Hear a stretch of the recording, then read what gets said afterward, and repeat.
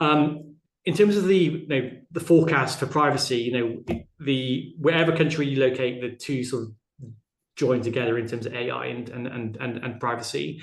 But with AI, the penalties are far more punitive than they are with the GDPR.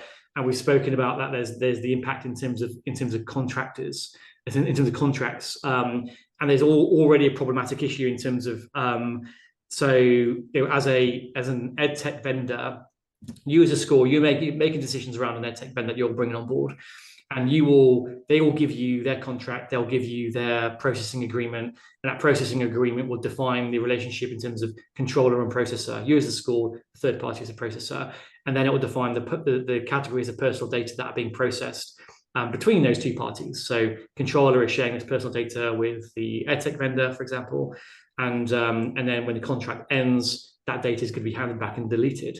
But the current problem that you have, and this is what we identify within our vendor management suite, is that when you send your kids and your staff to sign up to the platform itself, there's another privacy notice and there's another terms of service that actually make the edtech vendor a controller in their own right, and they're collecting more personal data than they told you about this in this initial contract, and that generates significant risks. Most schools aren't looking at that component. They're just looking at what am I signing up to at the very, very beginning. They're not looking at, well, from a student's perspective, when they go and sign up, they are being asked to give their consent to a whole range of different bits of personal data that are collected and processed for the benefit of the edtech vendor in being a controller in their own right. So the edtech vendor is like a controller for this data when the users sign up, but then there are a processor for this other data that's being shared by the school. And I think this whole sort of spider's web is going to be more complicated with AI in terms of how data is being passed around from pillar to post and who it's been sold to.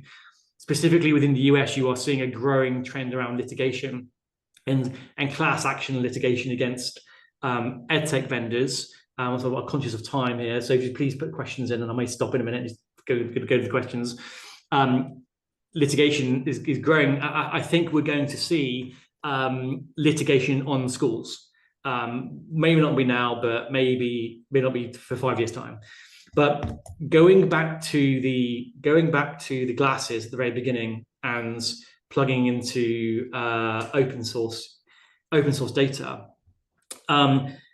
Anyone we know that technology exists at the moment. And as a school, if you are making decisions around the digital footprint of children and you are publishing data online about them, suddenly AI has access to all of that stuff. And later on in life, there may be risks that are being generated through you making the decisions that you've made on publishing photographs or any other data to these edtech vendors. And I think there's definitely going to be litigation in the future. So I'm not saying now, but I can sort of forecast that where that's going.